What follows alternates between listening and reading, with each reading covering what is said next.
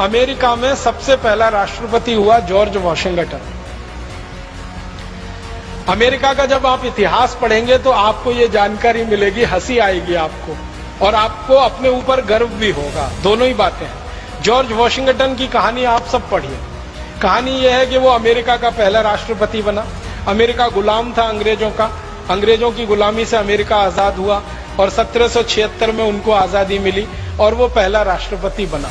और वो बीमार हो गया। बीमारी आती है, यूरोप और अमेरिका में तो ज्यादा ही बीमारी आती रही है क्योंकि ठंड वाला इलाका है, सूरज का धूप है नहीं, सूरज का प्रकाश पर्याप्त है नहीं, इसलिए वायरल इन्फेक्शन सबसे ज्यादा उन्हीं देशों में होते हैं। और इसलिए एंटी वायरल जितनी भी मेडिसिन है सबसे ज्यादा उन्होंने खोजी है।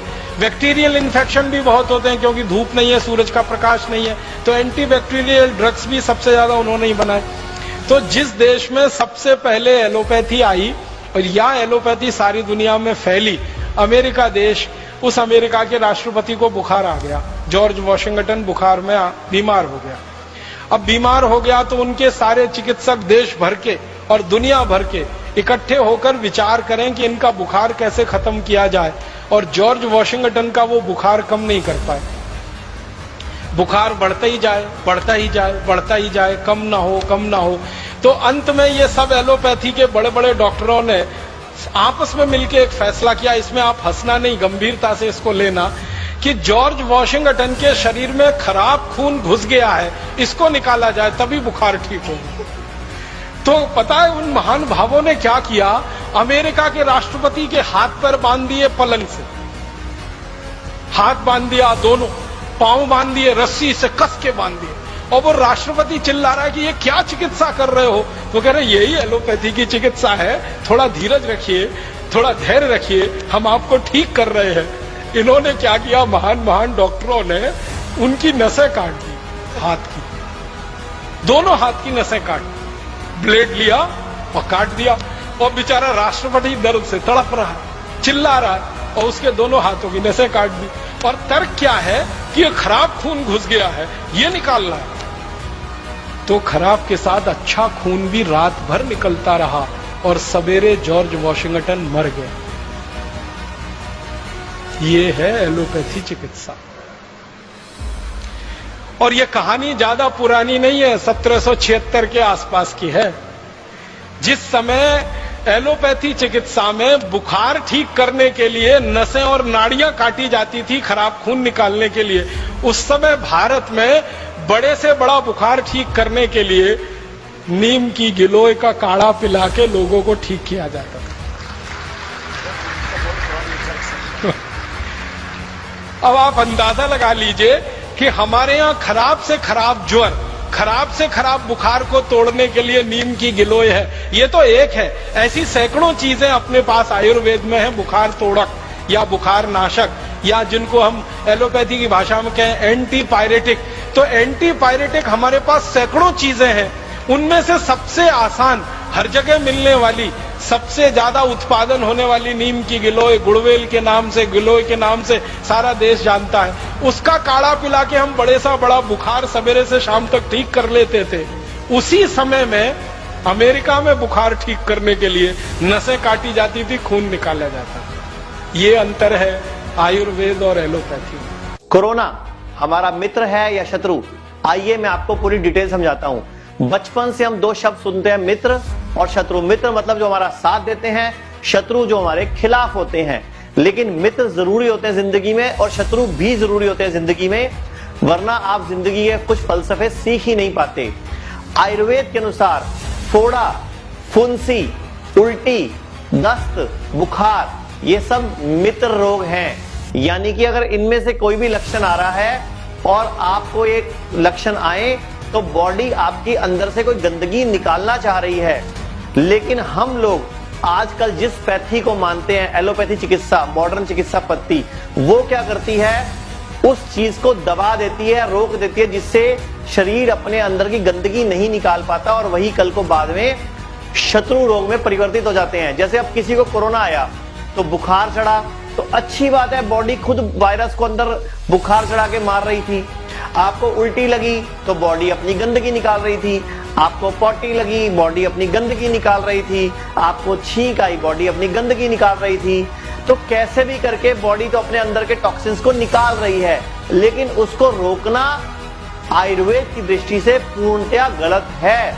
अब मैं आपको बताता हूं, आधुनिक चिकित्सा पद्धति, मॉडर्न विज्ञान, जिसको एलोपैथी चिकित्सा पद्धति बोलते हैं, उसके जनक हिप्पोक्रेट्स ने क्या कहा था, तुम मुझे बुखार दो, मैं तुम्हें हर बीमारी का इलाज दूंगा। अब आजकल के एलोपैथी चिकित्सक फिर बुखार उतारने के नाम पे पैरासिटामोल, कालपोल, इस तरह की दवाइयां क्यों देते हैं, मेरी समझ में तो कभी नहीं आया। ये पैथी अपने ही सिद्धांत को सही और गलत पता नहीं क्या क्या करती रहती है। मैं आपको एक छोटी सी बात बताता हूं, इस वक्त देश में कोरोना काल, कोरोना का संकट चल रहा है। अब हम लोग कैसे पता लगाते हैं किसी को सिम्टम है, सबसे पहले उसका बुखार चेक करते हैं। अगर बुखार टेम्परेचर हाई है तो ये उसकी जांच करते हैं। अब 80% लोगों को तो बुखार चढ़ता ही नहीं, जो कोरोना के एसिम्प्टोमेटिक पेशेंट है, यानी कि 80% तो वैसे छूट गए। 14% को माइल्ड सिम्टम आते हैं, हल्की सी खांसी, हल्का सा जुकाम या हल्का सा बुखार। सिर्फ 6% लोगों में सिम्टम ज्यादा आते हैं, गंभीर होते हैं, और 2% लोगों को ही गंभीर हालत में हॉस्पिटल में भर्ती कराने की नौबत आती है। अगर आयुर्वेद की बात माने तो हम ये कहते हैं कि वायरस को हम नहीं हरा सकते, वायरस को हराने के लिए आपकी बॉडी में एंटीबॉडीज होनी चाहिए। अब जो टेस्ट किया जा रहा है, जिसको बोलते हैं आरटीपीसीआर या एंटीबॉडी टेस्ट, उसमें चेक क्या हो रहा है, उसमें चेक हो रहा है कि आपकी बॉडी में एंटीबॉडी बन गए तो आपको पता लग गया कि आपको कोरोना है। अरे आपको कोरोना नहीं था, आपको कोरोना का संक्रमण हुआ था, एंटीबॉडी बन गए, अब तो खुशी की बात थी, अब तो आपको नाचना चाहिए था, अब तो आपको कूदना चाहिए था, अब तो आपको भंगड़े पाने चाहिए थे कि आपकी बॉडी ने एंटीबॉडी बना ली। अब डॉक्टर का फर्ज क्या होना चाहिए था, एंटीबॉडीज को बढ़ाने के लिए बॉडी में डाइट क्या जाए, जड़ी बूटियां ऐसी क्या डाली जाए जिससे बॉडी और एंटीबॉडीज बना के उस वायरस को खुद हराए। लेकिन उसके बाद तो ये भर्ती कर देते हैं, आइसोलेशन में डाल देते हैं, आईसीयू में ले जाते हैं, और वहां पता नहीं कौन कौन सी दवाइयां दे रहे हैं, जिसकी वजह से भारत में या विश्व में मौतों की संख्या बढ़ रही है। इसीलिए हम चीख चीख के बार कर बोल रहे हैं, बार बार आपको ये बोल रहे हैं कि आयुर्वेद की शरण में आओ, आयुर्वेद को अपनाओ। क्योंकि आयुर्वेद कहता है अगर बुखार चढ़ा 1, 2 या 3 दिन, उसको दवाई से मत उतारो, उसको अपने आप नॉर्मल होकर उतरने दो। क्योंकि अगर आज आपने बुखार को दवाई से उतारा तो बाद में कोई नई बीमारी के रूप में सामने आएगा। मित्र और शत्रु, अब दोबारा समझा रहा हूं, फोड़ा, फुंसी, उल्टी, दस्त, जुकाम, बुखार, खांसी, अगर एक कभी कभार होता है तो भगवान को थैंक यू बोलो, आपकी बॉडी किसी बड़ी बीमारी से बच गई। रोज देख रहे हो किसी ना किसी बड़े सेलिब्रिटी को, किसी ना किसी बड़े मंत्री को कैंसर से या किसी हेपेटाइटिस से उसकी मौत हो रही है, क्योंकि वो एलोपैथी चिकित्सा पद्धति में जाते हैं। आयुर्वेद कहता है बीमारी की जड़ पे काम करो। तो मित्र रोगों को दबाना नहीं चाहिए, मित्र रोगों को आने पर खुशी मनानी चाहिए। हाँ, उस वक्त आपका खाना ऐसा होना चाहिए जो बॉडी को साथ देना, कि बॉडी के विरुद्ध आहार उस टाइम पे नहीं करना होता। तो मैं बार बार आप सबको ये बोलना चाहूंगा कि पहचानिए कौन से रोग मित्र हैं और कौन से रोग शत्रु हैं। आजकल किसी भी बीमारी को दबाने का फैशन चल रहा है। बीपी हो गया, बोला जाता है जिंदगी भर गोली खाओ, शुगर हो गया जिंदगी भर गोली खाओ, थायराइड हो गया जिंदगी भर गोली खाओ, किडनी फेल है हर हफ्ते डायलिसिस कराओ, हफ्ते में 2-2 बार कराओ। इसी चीज का दुख होता है मुझे कि आयुर्वेद को पूरी तरह काम करने का मौका क्यों नहीं मिलता। हमारे पास हजारों पेशेंट हैं जिनका कैंसर, हेपेटाइटिस, इवन की HIV भी नेगेटिव आया है, लेकिन प्रॉब्लम क्या हो रही है, इस देश में आयुर्वेद के लिए फेवरेबल कानून नहीं है।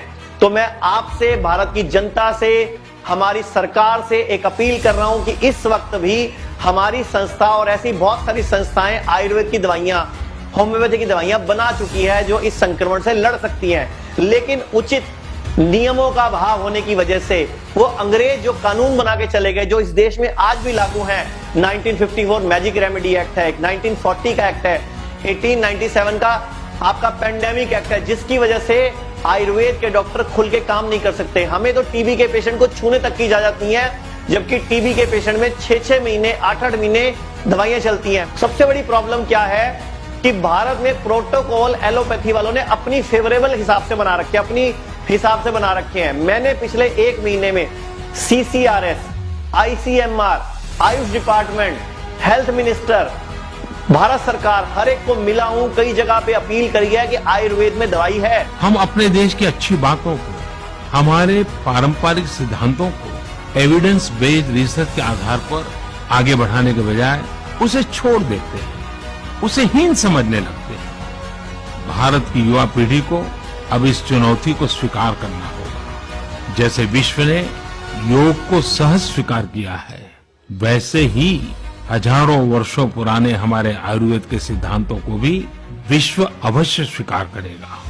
हाँ, इसके लिए युवा पीढ़ी को संकल्प लेना होगा और दुनिया जिस भाषा में समझती है उस वैज्ञानिक भाषा में हमें समझाना होगा, कुछ करके दिखाना होगा। मुश्किल से इतने सस्ते खर्चे में हम दुनिया को ठीक कर सकते हैं, लेकिन आयुर्वेद को वो मौका नहीं मिल रहा क्योंकि कानून ऐसे बने हुए हैं। तो मैं भारत सरकार से अपील करता हूं, कानूनों में बदलाव करो, वरना ये एलोपैथी चिकित्सा पद्धति जो कि एक बीमारी की चिकित्सा करके दूसरी बीमारी दे देती है और बाद में तीसरी चौथी आती है। और जो लोग मेरी आवाज को सुन रहे होंगे और कई सालों से लगातार दवाइयां खा रहे होंगे, उनको वो दर्द मालूम होगा कि इस चंगुल से बाहर नहीं आ सकते। तो मैं सबको बोलना चाहूंगा, जब भी शरीर में मित्र रोग आए तो खुशियां मनाएं। बुखार चढ़े अगर साल में एक बार तो भगवान को थैंक यू बोलें। ये आयुर्वेद का बेसिक सिद्धांत है। और किसी भी एलोपैथी डॉक्टर से पूछना कि हिपोक्रेट्स ने बोला था कि तुम मुझे बुखार दो, मैं तुम्हें हर बीमारी का इलाज दूंगा, और तुम कहते हो बुखार उतारो। अब ये बोलते हैं बुखार सिर पे चढ़ जाएगा। अरे नहीं चढ़ता भैया, गिल्ली पट्टी रखो, पेट पे गिल्ली पट्टी रखो, बाजू पे पट्टी रखो, कहां चढ़ता है। सबसे जरूरी चीज, आपको हर बेस्ड डाइट प्रोटोकॉल नहीं पता, इसलिए ये डॉक्टर फायदा उठाते हैं। कहने का मतलब, अगर बीमारी काल में हमें हर बेस्ड डाइट के बारे में मालूम हो तो हम लोग बीमारी को बढ़ने से रोक दें। एलोपैथी में सबसे बड़ी प्रॉब्लम क्या है, किसी भी बड़ी बीमारी के टाइम पे हमें ये बताया नहीं जाता क्या खाना है क्या नहीं खाना। तो अगर आप में से कोई भी व्यक्ति आयुर्वेद में आना चाहता है, होम्योपैथी में आना चाहता है, जुड़ना चाहता है, तो हमारी संस्थान के पूरे भारत में 100 से अधिक केंद्र हैं, 150 से अधिक डॉक्टर्स की टीम है।